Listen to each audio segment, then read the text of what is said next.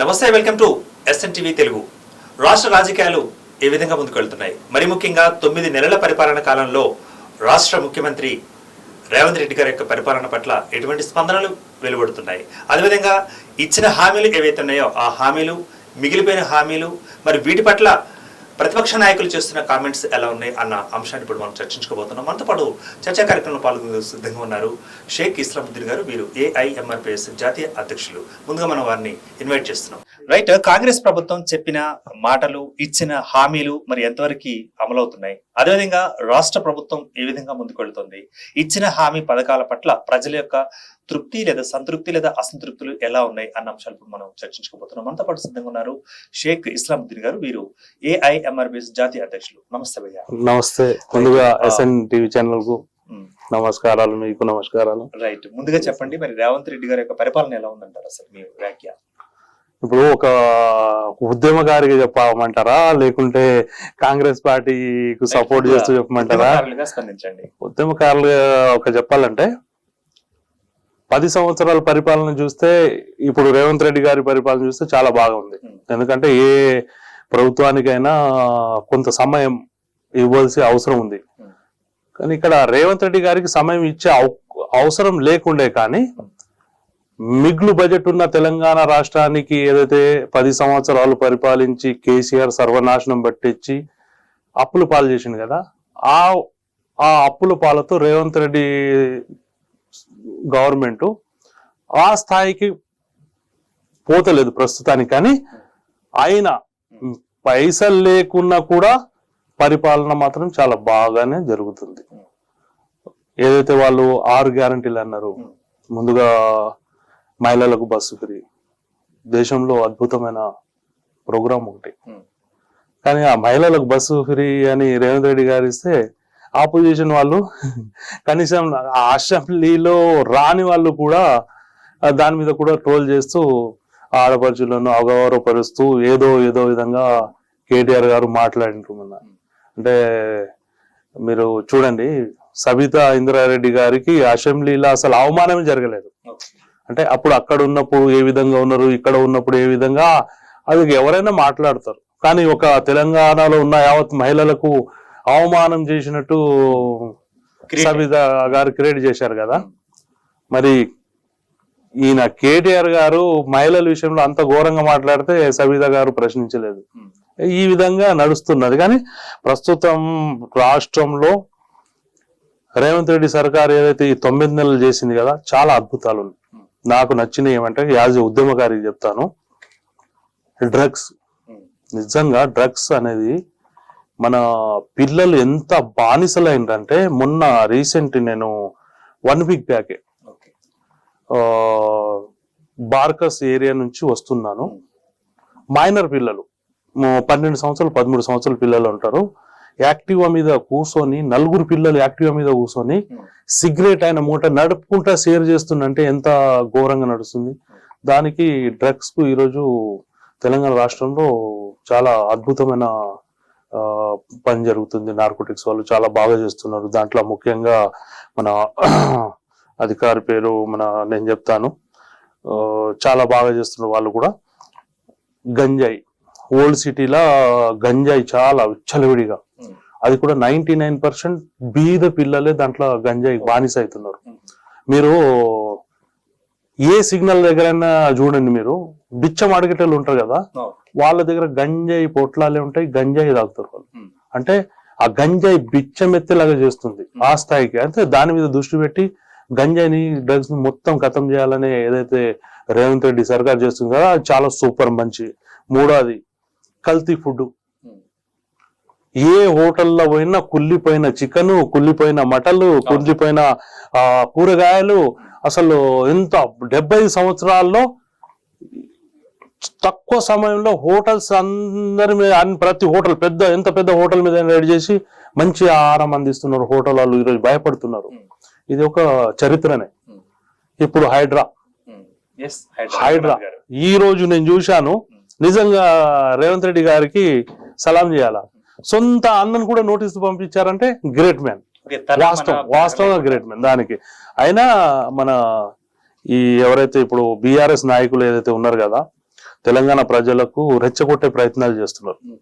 ఏ విధంగా అయితే ప్రతి దాని మీద రుణమాఫీ 2 లక్షలు చరిత్ర, ఇది 2 లక్షలు రుణమాఫీ అంటే చిన్న మామూలు విషయం కాదు. తెలంగాణలో రాజశేఖర రెడ్డి గారి హయాంలో కూడా కొంత రుణమాఫీ జరిగిన విషయం చాలా, అప్పుడు కూడా ₹1,00,000 రుణమాఫీ చేశారు కదా. అప్పుడు రాజశేఖర రెడ్డి గారు ప్రతి ఇంట్లో నేను ఫోటోలు చూశాను. రాజశేఖర రెడ్డి గారు చనిపోయినప్పుడు నేను ఆదిలాబాద్ నుంచి బాసర పాదయాత్ర చేశాను. అప్పుడు దానికన్నా ముందు కూడా నేను ఆ పాదయాత్ర సమయంలో ప్రతి ఇంట్లో పోతే ప్రతి ఇంట్లో రాజశేఖర రెడ్డి గారి ఫోటో, మాకు రుణమాఫీ అయితే అది జరిగింది జరిగింది. రాజశేఖర రెడ్డి గారి పరిపాలన కూడా అద్భుతం ఉంది. దానికన్నా ఇప్పుడు రేవంత్ అన్న చేసే పరిపాలన అయితే 9 నెలలు నేను చూస్తున్నా కదా, ఇప్పుడు దాకా 70 సంవత్సరాలు ఎవరు చేయాలి. ఇంత జరుగుతున్నా కూడా, ఇంత పరిపాలన చూస్తున్నా కూడా మరి బీఆర్ఎస్ వాళ్ళు ఎందుకని అట్లా కాల్ చేస్తారు అంటే ఇప్పుడు దొంగల చేతిలో తాళం ఇచ్చేస్తే దొంగ సైలెంట్ గా ఉంటది. ఇప్పుడు వాళ్ళ చేతుల నుంచి తాళం వెళ్ళిపోయింది. తాళం వెళ్ళిపోయిన ఏం చేయాలా అసలు?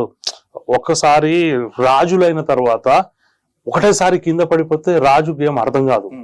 ఇప్పుడు సడన్లీ వాళ్ళు రాజులై సడన్లీ పడిపోతే ఇప్పుడు ఏం చేయాలని అర్థం, అసలు ఏం మాట్లాడాలనో ఎప్పుడు మాట్లాడాలని అర్థమైతలేదు.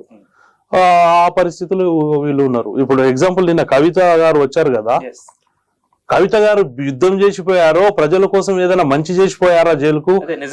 నిజంగా సత్యం గెలిచింది అంటే ఏం కామెంట్స్ అది? నేనైతే చెప్తున్నా, తెలంగాణలో ఉన్న ఆడపడుచులు ఎవరైతే ఉన్నారు కదా, ఆడోళ్ళు ఉన్నారు కదా, నా అక్క చెల్లెలు, నేను ఆడోళ్ళు అంటే చాలా గౌరవిస్తాను. నేను యావత్ తెలంగాణ మహిళా సమాజానికి గెలుపు వచ్చినట్టు ఎట్లా నువ్వు లిక్కర్ మాఫియా నువ్వు తెలంగాణ మహిళ ఎట్లయితావు? ఇప్పుడు తిహార్ జైల్లో ఏకైక మహిళ ఉంది, తిహార్ జైల్లో పోయింది తెలంగాణ నుంచి కవితే. తిహార్ జైల్లో పోయింది ఎవరు? ఒక మహిళ కవిత పోయింది. దేనికోసం పోయింది? ఉద్యమాలు చేసిపోయిందా? నువ్వు ఉద్యమాలు చేసిపోయి ఏదో ప్రభుత్వం మీద, ఏదో కేంద్ర ప్రభుత్వం మీద యుద్ధం చేసిపోతే నీకు యావత్ తెలంగాణ సమాజం మొత్తం ఎయిర్పోర్ట్ దగ్గర నుంచి రిసీవ్ చేసుకుంటే, నువ్వు ఒక లిక్కర్ మాఫియా నేను యుద్ధంలో గెలిచి వస్తున్నాను చేతులు ఎత్తితే ఎక్కడ సమాజం? నీ వెనకాల ఎవరైతే పింక్ డ్రెస్లు వేసుకొని ఉన్నారో వాళ్ళు లేబర్ 500 తీసుకొచ్చి ఎయిర్పోర్ట్ లో చూపే ప్రయత్నాలు చేశారు. కానీ తెలంగాణ సమాజానికి అందరికి తెలిసిపోయింది ఇక్కడ లిక్కర్ మాఫియా కవిత, ఏమంటారు శాండ్ మాఫియా, నీల మాఫియా హరీష్ రావు, కేటీఆర్. ఈ కేసీఆర్ అయితే అన్ని దాని మీద బాస్ మాఫియా, పెద్ద మాఫియా, 1000 కోట్లు దోచుకున్నారు. నిజంగా ఆ మిగులు బడ్జెట్ కింద రేవంత్ రెడ్డి దగ్గర ఈ సమయంలో ఉంటే ఇంకా అద్భుతంగా పరిపాలన జరుగుతుంది. కానీ మిగులు బడ్జెట్ లేదు. అయినా నాకైతే ఇది హోటల్ విషయం కానీ, డ్రగ్స్ విషయంలో కానీ, ఈ మహిళలకు బస్సు ఫ్రీ విషయంలో కానీ, మళ్ళా రైతులకు రుణమాఫీ ఒకటేసారి 2 లక్షలు అంటే చిన్న మాట కాదు. మిగులు బడ్జెట్ లేదు, రైతులకు రుణమాఫీ, ఇట్లా చాలా అద్భుతాలు. సిలిండర్లు కానీ, ఈ రుణమాఫీ కూడా చెప్పినంత సైజులో కాకుండా తక్కువ సైజులో చేశారు, తక్కువ మందికి చేశారంటూ కూడా బీఆర్ఎస్ చేస్తున్న ఆరోపణ ఎలా తీసుకోవచ్చు? బీఆర్ఎస్ చేస్తున్న ఆరోపణకు అసలు బీఆర్ఎస్ మాటలు వినొద్దు. ఎందుకంటే 10 సంవత్సరాలు కేసీఆర్ గారు ఏమన్నారు, ₹1,00,000 రుణమాఫీ చేస్తా అన్నాడు. 10 సంవత్సరాలు చేశాడా? ₹1,00,000 10 సంవత్సరాలు చేయలేనిది 9 సంవత్సరాలు 2 లక్షలు చేశాడు కదా. టెక్నికల్ గా ప్రాబ్లమ్స్ అక్కడక్కడ ఆధార్ కార్డులు నేను అడిగాను, చాలా మందికి నేనే స్వయంగా ఫోన్లు చేసి అడిగాను, రుణమాఫీ అయిందా, ఇట్లా అయింది అట్లా అయింది చెప్తే, ఎందుకు అయిందంటే మీరు డైరెక్ట్ కలెక్టర్ దగ్గర వెళ్ళండి, నాకు కూడా ఫోన్లు వస్తాయి, కలెక్టర్ దగ్గర ఏదైనా అడగండి, ఒకవేళ వాళ్ళు కింద మీద ఏమైనా అన్నప్పుడు నేను ఖచ్చితంగా మీ దగ్గర వస్తానని చెప్పాను. టెక్నికల్ గా ఎవరికైతే 2 లక్షల పైన ఎవరైతే ఉన్నారు కదా వాళ్ళకు రుణమాఫీ జరగలేదు. అంటే 2 లక్షల లోపల ఉన్న వాళ్ళకు రుణమాఫీ జరిగింది. పైన ఉన్న అది టెక్నికల్ ప్రాబ్లం కావచ్చు, అది కూడా చేస్తా అని ప్రతి కలెక్టర్ ఆఫీసులలో ఒకటి స్పెషల్ టేబుల్ కూడా ఏర్పాటు చేశారు. వాళ్ళు కలెక్టర్ దగ్గర డైరెక్ట్ వెళ్ళండి అని చెప్పారు. చెప్పేటోళ్ళు కూడా కావాలి కదా. నేను ఏ ప్రభుత్వం కేసీఆర్ చెప్పాడా? 10 సంవత్సరాలు ఫామ్ హౌస్ తప్ప ఎవరికైనా కలిశాడా కేసీఆర్? ఒక ఉద్యమకారికి ఎవరికైనా కలిశాడా? కానీ రేవంత్ రెడ్డి గారు ప్రజాపాలన పెట్టేసి మొత్తం గేట్లు ఓపెన్ చేసి కూర్చున్నారు. ఎవరైనా రండి మాట్లాడండి పోండి అంటున్నారు. రైట్. మరి రేవంత్ రెడ్డి గారు ప్రజాపాలన పెట్టేసి గేట్లు ఓపెన్ చేశారు. బట్ ఆ గేట్ల లోపల కూర్చోవలసిన మరి రేవంత్ రెడ్డి గారు అక్కడ ఉండకుండా ఆయన ఇంట్లో ఉంటూ, లేకపోతే అసెంబ్లీ లేదా సెక్రటేరియట్ లో ఉంటూ, మరి ఈ భవనంలో కూర్చునేందుకు డిప్యూటీ సీఎం గా ఉన్న వేరే వాళ్ళకి అవకాశం ఎలా తీసుకోవచ్చు? అక్కడ మంత్రులు రేవంత్ రెడ్డి గారు కూర్చుంటలేరు అక్కడ. మీరు ఒకసారి వెళ్ళారా ఎప్పుడైనా? అంటే బయట వినిపిస్తున్నా బయట విమర్శ ఇది చేసేది మొత్తం టిఆర్ఎస్ వాళ్ళే. టిఆర్ఎస్ విమర్శ ఎందుకు చేస్తుందంటే, ఇప్పుడు ఇప్పుడు కవిత జైలుకు పోయింది కదా, కవిత జైలుకు పోవడానికి ముఖ్య కారణం ఏమంటే తెలంగాణ రాష్ట్రంలో మళ్ళా అధికారంలో రావాలని బీజేపీ టిఆర్ఎస్ పడిన కుట్ర, అది సాగలేదు. మళ్ళీ ఇప్పుడు ప్రస్తుతానికి ఏం చేద్దాం, మళ్ళా ఎంపీ ఎలక్షన్ లో పూర్తిగా మేము చూసాము టిఆర్ఎస్ వాళ్ళు డైరెక్ట్ బీజేపీ ఓట్లు వేయమన్నారు. పూర్తిగా బీజేపీకి సపోర్ట్ చేశారు. ఇప్పుడు కవితను బయటికి తీసుకొచ్చిండ్రు ఎవరు? బీజేపీ బీఆర్ఎస్ ఇద్దరు కలిసి కవితను బయటకు తీసుకొచ్చిండ్రు కదా. ఇప్పుడు రాబోయే రోజుల్లో దాదాపు 99% బీఆర్ఎస్ పార్టీ బీజేపీలో విలీనం అయ్యే అవకాశాలు చాలా 99% ఉన్నాయి. కానీ అక్కడ కూడా కొంత మోసం చేస్తాడు. మీరేమో బీజేపీలో బీఆర్ఎస్ విలీనం అంటున్నారు, మరి వాళ్ళేమో బీజేపీలో కాంగ్రెస్ విలీనం వాళ్ళు అంటున్నారు. అది నేను ఇక్కడ ఒక మాట నేను చెప్తాను. కేసీఆర్ అది నక్క, అప్పుడే ఇటు దూకుతాడు, అప్పుడే అటు దూకుతాడు. ఇప్పుడు మోదీ గారికి తెలియదు, సోనియా గాంధీకి కేసీఆర్ గురించి ఎంత తెలుసో మోదీ గారికి తెలియదు. మోదీ గారితో ఏదో డీల్ ఫిక్స్ అయిపోయింది, అంటే కవితకు బయటకు తీసుకొస్తే మేము విలీనం చేస్తాను. కానీ ఈ డీల్ మనము 2014 కన్నా ముందు చూద్దాము. ఒక విషయం, 2014 కన్నా ముందు టిఆర్ఎస్ పార్టీ బీఆర్ఎస్ విలీనం చేయడానికి సిద్ధంగా ఉంది, రెడీగా ఉంది. అప్పుడు సోనియా గాంధీ గారితో మ్యాచ్ ఫిక్సింగ్ ఏం చేశారంటే, మేము తెలంగాణ ఇస్తే టిఆర్ఎస్ పార్టీని విలీనం చేస్తున్నారు. కానీ లాస్ట్ కు వచ్చేసరికి ఏ రోజు అయితే పార్లమెంట్ లో బిల్ పెట్టారు కదా, ఆ రోజు జరిగిన పరిణామాలు ఏముండంటే, కేసీఆర్ కుటుంబం మొత్తం పోయి సోనియా గాంధీ గారి దగ్గర పోయి, రాష్ట్రానికి నాకు ముఖ్యమంత్రిని చేయండి, లేకుంటే రాష్ట్రానికి ఏదైతే కేంద్రం బడ్జెట్ ఇస్తుంది కదా దానికి చైర్మన్ చేయండి అని కేసీఆర్ గారు అడగడం జరిగింది. కానీ ఆ సమయంలో సోనియా గాంధీ ఈఎం అని చెప్పేస్తే సోనియా గాంధీ వదిలేసి తెలంగాణ రాష్ట్రం నేనే తీసుకొచ్చానని ఇక్కడ పెద్ద రోడ్ షో నిన్న ఏ విధంగా జరిగింది కదా, అప్పుడు కేసీఆర్ అట్లా అదే విధంగా చేశారు. ఇప్పుడు సోనియా గాంధీకి తెలిసిపోయింది కేసీఆర్ మోసగాడని, దగ్గర రానిస్తలేడు. బీజేపీ మోదీ గారికి తెలియదు కేసీఆర్ మోసగాడని. కవితకు బీజేపీ సపోర్ట్ చేసింది వాస్తవం 100%. కవిత బయటకు వచ్చింది, ఈయన విలీనం చేస్తా అన్నాడో ఏం చేస్తా అన్నాడో మాయమాటలు. కానీ రాబోయే ఎలక్షన్ లో కేసీఆర్ మళ్ళా మోదీని కూడా మోసం చేస్తాడు. ఇది 100% మనం ఫ్యూచర్ లో మాట్లాడుకుంటాం. సేమ్ సోనియా గాంధీకి ఏ విధంగా మోసం చేసింది కాదు అదే విధంగా ఈయన. కానీ ఇక్కడ ఏం జరుగుతుందంటే 2 పరిణామాలు ఉన్నాయి. ఒకటి ఏంటంటే, అందరికన్నా భయంలో కేటీఆర్ ఉన్నాడు. ఒకవేళ బీజేపీలో బీఆర్ఎస్ పార్టీ విలీనం చేస్తే నేను ముఖ్యమంత్రి కాలేను అని ఆ భయం ఉంది కేటీఆర్. అంటే విలీనం గురించి ఓకేనండి, మరి ఇప్పుడు ప్రజాభవన్ గురించి కూడా మాట్లాడుకుందాం. మాట వచ్చింది కాబట్టి, మరి అప్పట్లో ప్రభుత్వం ఏర్పడిన కొత్తల్లో లక్షలాది అప్లికేషన్ కూడా తీసుకోవడం జరిగింది, ఎన్నో ఫిర్యాదులు తీసుకున్నారు. మరి వాటి సంగతి ఏంటి చెప్పలేదు ఇంతవరకు రేవంత్ రెడ్డి. అయితే మీరు అంటున్నది కరెక్టే, లక్షలాది అప్లికేషన్లు వచ్చినాయి. కానీ అప్లికేషన్ లో 99% ఏమున్నాయంటే ధరణి విషయాలు చాలా ఉన్నాయి. ఓకే, కంప్లైంట్స్ మొత్తం 99% ధరణి కంప్లైంట్స్ ఎక్కువ ఉన్నాయి. మళ్ళీ రేషన్ కార్డులు అవి ఇవి మీరు చూడండి. కేసీఆర్ ఉన్నంత కాలం కొత్త రేషన్ కార్డు రాలేవు. కొత్త రేషన్ కార్డు ఎవరికి ఇవ్వలేదు.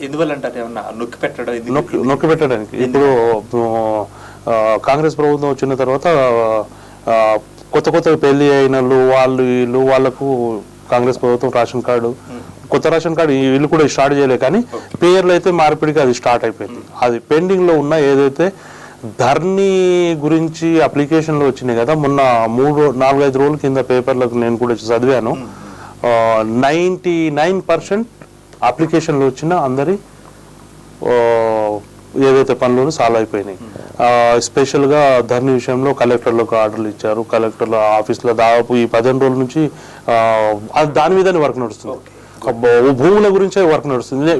నా భూములు కూడా ఉన్నాయి. నేను కూడా అప్లికేషన్ పెడితే దాదాపు నాకు కూడా పని దగ్గర అయినట్టు ఉన్నాయి. దాని విషయాల్లో మా భూములు కూడా అవుపడి భూములు అని రాసేసారు. అట్లా చాలా జరిగినాయి. అది దాదాపు ప్రజాపాలనలో అప్లికేషన్లు వచ్చినాయి. అయితే నేను 99% వాళ్ళు రాశారు, కానీ 80% కూడా అయినా చాలా గ్రేట్ అది. ఎందుకంటే మీరు చూడండి, 10 సంవత్సరాల కేసీఆర్ పరిపాలన నేను చెప్పేది, దళితులకు 3 ఎకరాల భూమి అని మోసం చేసి మళ్ళా దళిత బంధు కింద 10 లక్షలు పెట్టాడు. 3 ఎకరాల భూమి ఇయ్యలే, 10 లక్షలు ఇయ్యలే, 2 కూడా మోసమే. రైతులకు రుణమాఫీ అని చెప్పాడు, రుణమాఫీ చేయలేదు. రైతులకు రైతు బంధు ఇచ్చి మోసం చేశాడు. రైతులకు రైతు బంధు ఇచ్చుకుంటూ ఇక్కడ పెస్టిసైడ్ ధరలు పెంచేశాడు. అంటే ఇక్కడ చారాన్ని ఇచ్చి 2 రూపాయలు గుంజుకున్నాడు. అదేవిధంగా కరెంటు విషయంలో మీరు చూడండి, లక్షల కోట్లు అప్పులు ఉన్నాయి. అది ప్రతి విషయంలో కేసీఆర్ చేసిన 10 సంవత్సరాల పరిపాలన, వాళ్ళు చెప్పింది ఇంటికి ఒక ఉద్యోగం, ఈరోజు ఉద్యోగస్తుల గురించి రోడ్డు మీద వస్తున్నారు టీఆర్ఎస్ వాళ్ళు. నువ్వు ఇంటికి ఒక ఉద్యోగం అని చెప్పి 10 సంవత్సరాలు పరిపాలన చేసి 10 సంవత్సరాలు ఏమైనా ఇచ్చాడా? ఇవ్వలేదు. ఆఖరికి ఎలక్షన్ మూమెంట్లో చూడండి, ఒక అమ్మాయి చనిపోతే అమ్మాయి అసలు ఎగ్జామ్ రాయలేదని చెప్పేసి మళ్ళీ రెండో రోజు మేము ప్రెస్ మీట్లు అవి పెడితే మళ్ళీ హాల్ టికెట్లకు బయటకు వస్తే అప్పుడు క్షమాపణ చెప్పారు ఎలక్షన్ టైంలో కూడా. అంటే వాళ్ళ 10 సంవత్సరాల పరిపాలన ఒకవేళ చేసి ఉంటే ఇప్పుడు రోడ్డు మీద వస్తే బాగుంటుండే. బీఆర్ఎస్ వాళ్ళది ఒకటే policy, divide and rule, British లాగా రెచ్చగొట్టేసి మనం పైకి వద్దాం. ఇప్పుడు కవిత విషయంలో అదే జరుగుతుంది. యావత్ మహిళా లోకానికి ఇది చెప్పినప్పుడు నువ్వు లిక్కర్ మాఫియాలో జైలుకు పోయినావు, యావత్ మహిళా లోకానికి ఎట్లా జరిగితే నువ్వు ఒక్కరినే మాఫియా, నువ్వు ఒక్కరినే పోయినావు. మా తెలంగాణ ఆడపడుచులు ఇంత ఘోరమైన నేరాలు చేయరు, భయపడతారు. తెలంగాణ మా ఆడపడుచులు, మా అక్క చెల్లెలు ఇంటి నుంచి బయటికి ఒక నేరం చేయడానికి 100 సార్లు ఆలోచిస్తారు, భర్తతోటి గొడవలు చేయడానికి 100 సార్లు ఆలోచిస్తారు. ఇంత పెద్ద లిక్కర్ మాఫియాగా మారుతారా తెలంగాణ ఆడపిల్లలు? మారదు. ఇది కవిత ఒక్కరిదే. ఈమె ర్యాలీలు చేసి అది చేసి ఇది చేసి నేనైతే అది ఉల్టా చోర్ కొత్తవాళ్ళకు డాటే అన్నట్టు ఉన్నది పద్ధతి. అయితే ఇప్పుడు సిసోడియా గురించి కూడా చెప్పుకున్నాం. ఎందుకంటే ఇంతకుముందు సిసోడియా కూడా అప్పుడు ఇదే కేసులు ఉన్నప్పుడు మరి వారికి ఇవ్వకుండా బెయిల్ మరి వీరికి ఇవ్వడం ఎలా తీసుకోవచ్చు? అది కవిత కేటీఆర్ చెప్పాలా? అది కేసీఆర్, కవిత, హరీష్ రావు, బీజేపీ వీళ్ళు చెప్పాలి. అది 550 రోజుల నుంచి ఒక మంచి వ్యక్తి సిసోడియా అనే వ్యక్తి ఈరోజు ఢిల్లీలో విద్యా సంస్థలను బాగు చేసిండంటే సిసోడియా. దేశంలో ఎక్కడ లేని చరిత్ర సృష్టించిండు సిసోడియా. అసంటి మనిషిని తీసుకుపోయి ఈ కవితమ్మ తీసుకుపోయి జైలు పెట్టించింది. ఈ కవితమ్మ ప్లానే అది మొత్తం. అంటే ఈ లిక్కర్ ప్లాన్ కవితమ్మ ప్లానే. ఎందుకంటే నేను ఢిల్లీలో ఒకప్పుడు మేము వెళ్తాం కదా, అయితే ఈ లిక్కర్ వాళ్ళతో సంబంధం లేదు, నాతో ఎవరైనా ఫ్రెండ్స్ వస్తే హోటల్లో కూర్చున్నప్పుడు దాదాపు ఈ కవితమ్మ ఎప్పుడైతే కేజ్రీవాల్కు ఫ్రెండ్ కాకముందు మీకు గవర్నమెంట్ లిక్కర్ షాపులు ఉంటుండే, దానికి అక్కడ ఢిల్లీలో టేకా అని అంటారు, 6 గంటలకు క్లోజ్ అవుతుండే. అయితే ఈ కొత్త వాళ్ళు నాతోటి ఎంఆర్పీ నాయకులు వాళ్ళు వీళ్ళు వస్తే, అన్న మీకు తెలుసు ముందు చెప్పండి అంటే, నాకు తెలియదు 6 గంటల ముందే బంద్ అవుతాయి, ముందే తీసుకోవాలి కదా మీరు, అట్లా చెప్పేతోళ్ళు మేము. ఇప్పుడు కవితమ్మ ఇన్వాల్వ్ అయిన తర్వాత 10 గంటల దాకా చాలు ఉన్నాయి ఇక్కడ వైన్ షాపులు. కేసీఆర్ ఇక్కడ తెలంగాణ రాష్ట్రాన్ని తాగుబోతులు చేయడానికి 12 గంటల దాకా వైన్ షాపులు చాలు చేసిండు. అదే ఢిల్లీని నాశనం చేయడానికి కవితమ్మ పెట్టింది. ఇప్పుడు 550 రోజులు ఆయన శిష్యుడికి బెయిల్ రానిది కవితమ్మకి ఎట్లా వచ్చింది 3 నెలల్లోనే? ఇది దేశం ప్రశ్నించాలా, ఇది కేసీఆర్ ప్రశ్నించాలా. ఇప్పుడు కవితమ్మకి ఎవరైతే అడ్వకేట్ పెట్టింది కదా, రేపు నిజంగానే మీకు బీజేపీ సపోర్ట్ లేదని అంటే నేను కేసీఆర్ కుటుంబానికి సవాలు ఇస్తున్నా మీ ద్వారా, మీ కవితమ్మ అడ్వకేట్ ఎవరైతే ఉన్నాడు కదా, అదే అడ్వకేట్ ను పెట్టి సుప్రీంకోర్టులో మీరు బెయిల్ కోరండి సిసోడియా కోసం. నిజమైన మీరు న్యాయం చేసినట్టయితే, నిజంగా బెయిల్ వచ్చినట్టయితే మీరు తీసుకురాగలుగుతారా సిసోడియాని? రాగలుగుతారా? ఓకే, ఇప్పుడు మొత్తాన్ని మరి ప్రజలు ఏమనుకుంటున్నారండి? ఇస్లాముద్దీన్ గారు, ఇప్పుడు తెలంగాణ రాష్ట్ర ప్రజలు రేవంత్ గారి పట్ల ఎలాంటి భావం కలిగి ఉన్నారంటారు? అంటే కొంత ఎట్లా ఉందంటే, విలేజ్లలో వెళ్తే చాలా బాగానే ఉంది. మన సిటీ ప్రజలు బిజీగా ఉన్నారు కదా, వాళ్ళకి అంత సమయం దొరకదు. ఈ రెచ్చగొట్టే బ్యాచ్ ఉంటుంది కదా, అరే అప్పుడు బాగుండే ఇది బాగుండే కొంచెం ఆలోచనలు ఉన్నారు ప్రజలు. ఇది వాస్తవమైన మాట. రేవంత్ అన్న అట్లా ఎందుకు చేస్తున్నాడు, ఇట్లా ఎందుకు చేస్తున్నాడు, ఎప్పుడైతే నిజం తెలుస్తుంది కదా ప్రజలకు, అప్పుడే ప్రజలు ఇప్పుడు 80% 75% రేవంత్ అన్న వెనుక ఉన్న అప్పుడు 100% వచ్చేస్తారు. ఇప్పుడు నిజం నిలకడమే తెలుస్తుంది అనుకుంటే, మరి 9-10 ఏళ్ళు పరిపాలన చేసిన మరి బీఆర్ఎస్ విషయంలో ప్రజలు ఎందుకని నిజాన్ని తెలుసుకోలేకపోయారు? కేవలం 9 నెలల్లో మాత్రమే ఇప్పుడు పరిపాలన కొనసాగిస్తున్న కాంగ్రెస్ వల్ల ఎలా తీసుకోవచ్చు అంటారు? అంటే ప్రజలకు రెవెన్యూ ఎంతో, ప్రజలకు ఏం తెలుసు, ప్రభుత్వం దగ్గర ఎంత ఖజానా ఉన్నది అది ఉన్నది అంటే ప్రజలకు అది తెలియదు కదా, ఎక్కడి నుంచి వస్తుంది ఏం తెలియదు. జీడిపి మాత్రం ప్రజలకు తెలియదు. ప్రజలకు ఏం తెలుసు, అప్పుడు మనకు పెన్షన్లు వస్తుండే, అప్పుడు మనకు అది వస్తుండే ఇది వస్తుండే, ఇప్పుడు కొంచెం తగ్గిపోయింది. కానీ ఇక్కడ ఖజానా నిండిపోతే ఆటోమేటిక్గా వచ్చేస్తాయి. ఆ ఆలోచన ప్రజలకు వస్తుంది, ఖచ్చితంగా వస్తుంది. ఇప్పుడు కూడా మనకు అంటే వాళ్ళు 1000 ఇస్తామంటే కాంగ్రెస్ 2000 ఇస్తామని, వాళ్ళు 2000 ఇస్తే మేము 3000 ఇస్తామని, మరి దానికి సాధ్యపడుతుంటారా పింఛన్ల విషయంలో? సాధ్యపడదు, కానీ ఇవ్వాలా సాధ్యపడదు. కానీ వేరే ఏదంటే ఉంటే దానికి ఆపేసి పెన్షన్లు ఇవ్వాలి. ఎందుకంటే నేను పెన్షన్ల విషయంలో నేను ఎందుకు మాట్లాడుతున్నా అంటే, పెన్షన్ల కోసం ఉద్యమం చేసింది నేనే.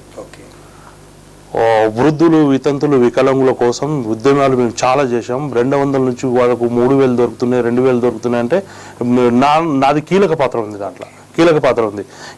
ఈ ప్రభుత్వానికి కూడా నేనేం చేస్తున్నా అంటే, వాళ్ళు 3,000 ఇస్తే మేము 4,000 ఇస్తాము, వాళ్ళు 2,000 ఇస్తే 3,000 ఇస్తామని చెప్పారు కదా. ఎవరికి ఇచ్చినా ఇవ్వకపోయినా కానీ వృద్ధులకు, వికలాంగులకు మీరు 4,000 ఇస్తా అంటారు కదా, మీరు 10,000 ఇచ్చినా తక్కువే. ఎందుకంటే నేను 2 సంఘటనలు చూశాను. ఒక సారంగపూర్లో ఒక ముస్లామెను వాళ్ళ సొంత బిడ్డని తీసుకుపోయి కొండమడుగుమెట్టు హనుమాన్ దేవస్థానం వదిలేస్తే ఆమె చనిపోయింది. అదే విధంగా వరంగల్లో ఒక బిడ్డ తీసుకుపోయి వరంగల్ రైల్వే స్టేషన్లో వెళితే ఆ అమ్మ చనిపోయింది. ఆ ఇద్దరిని చూసి మేము ఉద్యమాలు స్టార్ట్ చేసినాం ఈ వృద్ధుల వితంతులు. ఒకవేళ మన వృద్ధులకు, వికలాంగులకు మీరు పెన్షన్ ఎక్కువ ఇస్తే వీళ్ళు ఎవరి మీద ఆధారపడరు. ఒక వృద్ధ ఆమెకు 10,000 పెన్షన్, 5,000 పెన్షన్ ఇస్తే కొడుకే చూస్తాడు, బిడ్డే చూస్తాడు. ఎందుకంటే ఆ పెన్షన్ మీద ఆధారపడింది, ఆ పెన్షన్ తోటి ఇల్లు గడుస్తుందని. అయితే వీళ్ళకైతే న్యాయం చేయాలని నేను మీ ద్వారా ప్రభుత్వానికి రిక్వెస్ట్ చేస్తున్నా. మీరు ఎంత ఇచ్చినా తక్కువే. వాళ్ళకి దగ్గర ఉండి చూశాను, వాళ్ళతోటి నేను నడిచి చూశాను. ఇప్పుడు నేను ఎందుకు నా భార్యనే వికలాంగులు, దాదాపు 19 సంవత్సరాల పారాపీజీ పేషెంట్. ఇక్కడి నుంచి ఇంతే ప్రాణం ఉంటుంది, ఇటు ప్రాణం ఉండదు. ఆమెను దాదాపు నేను 20 సంవత్సరాల నుంచి ఒక చిన్నపిల్లల్లాగా చేతుల్లో ఎత్తుకొని ఆ బాధ నాకు తెలుసు. కాబట్టి వికలాంగులకు, వృద్ధులకైతే మీరు ఎంత ఇచ్చిన తక్కువే. మీరు 4,000 3,000 అన్నారు కదా, వాళ్ళకి 5,000 10,000 ఇచ్చిన తక్కువే. అది రేవంత్ అన్నకు రిక్వెస్ట్ చేస్తాను నేను ఎప్పుడైనా. ఇప్పుడు ఇంకా అదేవిధంగా చివరిగా ముగించే ప్రయత్నం చేద్దాం. మరి ఇప్పుడు ప్రతిపక్షాలు చేస్తున్న విమర్శలు, ప్రతిపక్షాలు చేస్తున్న ఆరోపణలు ఏవైతే ఉన్నాయో మరి వీటి పట్ల మీరేమంటారు? రేవంత్ రెడ్డి ప్రభుత్వం వాటిని ఎదుర్కొంటూ మిగతా ఇంకా 3 ఏళ్ళు 4 ఏళ్ళు కూడా వెళ్ళే అవకాశం ఉందంటారా? ఎంతవరకు వెళ్తుందంటారు ప్రభుత్వం? రేవంత్ రెడ్డి ప్రభుత్వం అయితే ఇప్పుడు 5 సంవత్సరాలు కాదు, ఇంకా ఉద్యమకారికి చెప్తున్నాను. ఆయన ఆలోచన, నేను కాంగ్రెస్ విషయంలో మాట్లాడతలేను. రేవంత్ రెడ్డి మన సెక్రటేరియట్ ఆపోజిట్ లో రాజీవ్ గాంధీ విగ్రహం విషయంలో తెలంగాణ తల్లి లేదు, గిల్లి లేదు, ఎటువంటి విగ్రహం లేదంటూ కూడా రేవంత్ రెడ్డి గారు చేయడం సోషల్ మీడియాలో మనందరం విన్నాం. మరి ఇప్పుడు తెలంగాణ తల్లి మీద, ఆ విగ్రహం మీద మమకారం రేవంత్ రెడ్డి గారికి ఉందా లేదా? సూటి ప్రశ్న. అసలు తెలంగాణ తల్లి ఎక్కడ సార్? మీరు తెలంగాణ రాష్ట్రంలో ఎన్ని విగ్రహాలు అయితే తెలంగాణ తల్లి విగ్రహాలు ఉన్నాయి కదా, నాకింత ప్రభుత్వం పవర్ ఇస్తే 1 రోజు కూల్చేస్తాను నేను. అది కవిత విగ్రహాలు సార్, అవి కాంట్రవర్సీ కాదు, అవి కవిత విగ్రహాలు సార్. అవి ముందు ఆలోచనతోటి కేసీఆర్ పెట్టింది కవిత. మీరు తెలంగాణ తల్లి ముఖాన్ని చూడండి. కొత్త విషయం కాదు. నేను 2000 మొదటి తెలంగాణ తల్లి విగ్రహం పెట్టినప్పుడే నేను దానికి ఆపోజిట్ అప్పటి నుంచో మాట్లాడతాను. నేను 2 ఫోటోలు పెట్టుకున్నాను చాలా సార్లు. నేను ఇప్పుడు మీరు కవిత ఫోటో తీసుకోండి, నా దగ్గర ఎప్పుడు ఉంటాయి కానీ ఈరోజు నేను తీసుకురాలే. కవిత ఫోటో చూడండి, తెలంగాణ తల్లి విగ్రహం ఫోటో చూడండి, ఇద్దరు చూస్తే సేమ్ ముఖాలు ఉంటాయి. తెలంగాణ తల్లి అంటే సాకలి ఐలమ్మ. మా సాకలి ఐలమ్మ ఆ రోజు తెలంగాణ కోసం గొడవలి బట్టి పోరాటం చేసినప్పుడు, వీరనారి గొడవలి పట్టినప్పుడు ఒక చీర, కనీసం బ్లౌజ్ కూడా లేకుండా, బట్టలు సరిగా లేకుండా పోరాటం చేసింది తెలంగాణ తల్లి. మా తెలంగాణ తల్లికి అన్నిగాన ఏమంటారు జ్యువెలరీస్ ఎక్కడ సార్? అది అంత జ్యువెలరీస్ ఉంటాయా? అది కవితమ్మకు ఉంటాయి అంతగానం జ్యువెలరీస్. మీరు ఖచ్చితంగా మీరు గమనించండి, ఇన్ని రోజులు గమనించలేదు. తెలంగాణ తల్లి ముఖము, కవిత ముఖం సేమ్ ఉంటది. కొత్త విషయం రాక్షసి సార్ అది. నేను తెలంగాణ విగ్రహం ఉంది కదా, నేను ఎన్నోసార్లు నేను కోదండరామ్ గారిని అడ్డుకున్నా. కోదండరామ్ గారు తెలంగాణ తల్లి విగ్రహ ఆవిష్కరణకు వస్తే నేను ఫోటోలు డైరెక్ట్ పెట్టి, అది తెలంగాణ తల్లి కాదు సార్, కేసీఆర్ బిడ్డ కవిత బొమ్మ, అది భైరూపి రాక్షసి, మీరు విగ్రహ ఆవిష్కరణ ఎట్లా చేస్తారు? మీరు ఉద్యమాల్లో ఉన్నారు, మీరు ఎవరైతే అమరులు అయినారు కదా వాళ్ళకు స్తూపాల కోసం వాళ్ళకని ఈ రాక్షసి కోసం పోవద్దు సార్ అని నేను మొదటి దశ ఎప్పుడైతే మొదటిసారి విగ్రహ ఆవిష్కరణకు వచ్చినప్పుడు అప్పుడు అడ్డుకుంటే అప్పుడు నా మీద కేసులు పెట్టారు. కేసులైంది నా మీద, దేశంలో కేసులైన నా మీద. అది కూడా వీళ్ళు డైరెక్ట్ నా మీద కేసులు పెట్టలేక ఏం చేశారంటే, అక్కడ అడ్డుకొని సిఐ చేతు ఇరగొట్టేసి సిఐని కొట్టినట్టు క్రియేట్ చేసి నా మీద కేసులు పెట్టారు ఆ టైంలో. ఇది తెలంగాణ తల్లి కాదు. నేను రేవంత్ అన్నను కూడా రిక్వెస్ట్ చేస్తున్నా, నేను తెలంగాణ తల్లి రూపకల్ప ఏదైతే ఉండదో మార్చాల దాన్ని ఖచ్చితంగా. అది కవిత బొమ్మ. నేను ఎప్పుడు కాదు, నేను సచ్చినంత కాలం అది కవిత రాక్షసి అని చెప్తాను. నేను నా మీద ఎన్ని కేసులైనా పర్లేదు, కానీ నేనైతే తెలంగాణ తల్లి నాకు నిజమైన నా తెలంగాణ తల్లి సాకలేలమ్మ. నా తెలంగాణ తల్లి సాకలేలమ్మ. అంత జ్యువెలరీ లేదు సార్ మాకు అప్పుడు. ఓకే. తెలంగాణలో పోరాటం చేసినాక అప్పుడు తినడానికి తిండి లేదు. మీరు కిలో బంగారం వేసుకొని ఎక్కడ తిరిగాం అప్పుడు. అది నిజమైన తెలంగాణ తల్లి. రైట్ అండి, రైట్ అండి, థ్యాంక్స్. అయితే నేనేమంటా అంటే రేవంత్ అన్నకు ఒకటే, తెలంగాణ తల్లి ఏదైతే రూపం ఉంది కదా మార్చేయాల. మేధావులతోటి చర్చలు జరిపి నిన్న భూమి పూజ చేశారు, ఇది భూమి పూజ చేశారు, అది మార్చాలి, అది చేయాలి. మళ్ళీ రెండవది ఏమంటే కేటీఆర్ ఆలోచన ఏముండే అంటే రాబోయే రోజుల్లో ఎప్పుడో కేసీఆర్ విగ్రహం పెడతా అని ఆలోచనలో ఉండే వాళ్ళు చేస్తారు కూడా ఫ్యూచర్లో. తెలంగాణలో ఉన్న యావత్ తెలంగాణ సమాజానికి నేను చెప్తున్నా, ఈ తాగుబోతు విగ్రహం తెలంగాణలో ఎక్కడ ఉండదు. తాగుబోతు విగ్రహం ఆయన ఎంత అయితే తెలంగాణ కోసం నేను కొట్లాడినా అంటాడు కదా, నాకు కేసీఆర్ గురించి ప్రతి విషయం తెలుసు సార్. కేసీఆర్ సార్ మీకు తెలుసా, కేసీఆర్ మీద తోటలో ఉన్న చేన్లలో ఉన్న మోటార్లు ఉంటాయి కదా, మోటార్లు అది తీసుకుపోయి దాంట్లోకి వెళ్ళి కాపర్ తీసుకొని అమ్మిన కేసులు కూడా ఉంటాయి సార్. మరి ఆయన పాస్పోర్ట్ విషయంలో ఏదో ఎలిగేషన్స్ ఎదుర్కొన్నారని తెలుసు, కానీ మీరు కాపర్ వైర్ చెప్తున్నారు. కాపర్ వైర్ కేసులు ఉన్నాయి సార్, మీరు పోయి సిద్దిపేటలో చూడండి. కాపర్ దొంగతనం కేసులు ఉంటాయి, రోడ్ల మీద లారీలను ఆపి పైసలు గుంజుకున్న కేసులు ఉంటాయి, కార్లు అడుగున్న కేసులు ఉంటాయి. మన దరిద్రం ఏమంటే అప్పుడు మా మేధావులు జయశంకర్ సార్ వీళ్ళంతా మేము ఎన్నోసార్లు జయశంకర్ సార్ వాళ్ళకి చెప్పాం మేము, సార్ ఆయన దినం మొత్తం జై తెలంగాణ అంటూ రాత్రి మొత్తం ఆంధ్రాలతో తిరుగుతున్నాడు సార్ అని. అప్పుడు జల్విఆర్ ఆఫీస్ మీద దాడి చేయడం జరిగింది కదా, అది జయశంకర్ సార్ ఆ ప్లాన్లు మన దగ్గర రావు, ఆయన ఉంటేనే తెలంగాణ ఉంటుంది, మీరు ఓపిక తోటి ఉండండి అని చెప్తే మేము అప్పుడు ఆగినం. లేకుంటే కేసీఆర్ చాప్టర్ ఎప్పుడో క్లోజ్ అవుతుండే. రైట్ అండి, చాలా కొత్త విషయాలు చెప్పినందుకు ధన్యవాదాలు అండి. Thanks for participation. Okay, thank you అండి, ధన్యవాదాలు.